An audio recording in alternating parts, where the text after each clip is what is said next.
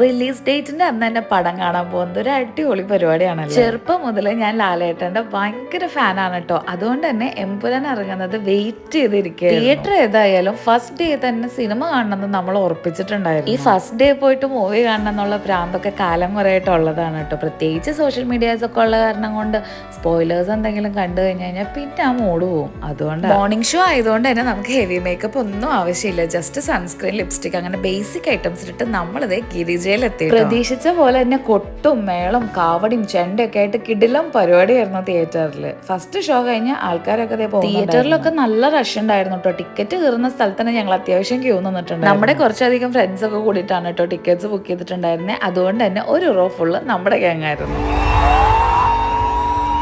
ഈ ബാക്ക്ഗ്രൗണ്ടിൽ കേൾക്കുന്ന ഓളിയും ബഹളമൊക്കെ ഉണ്ടാക്കുന്ന ഒരു ആവേശം കൊണ്ടാണ് കേട്ടോ നമ്മൾ ഈ ഫസ്റ്റ് ഡേ തന്നെ മൂവി തിയേറ്ററിൽ പോയി കാണുന്നത്. പടം എന്തായാലും കിടിലനായിരുന്നു. മേക്കിംഗ് ഒക്കെ ഹോളിവുഡ് ലെവലായിരുന്നു. ഞങ്ങൾ എന്തായാലും തിയേറ്ററിൽ മസ്റ്റ് വാച്ച് ആണ്. അപ്പോൾ അത്രയേ ഉള്ളൂ. ശുഭദിനം.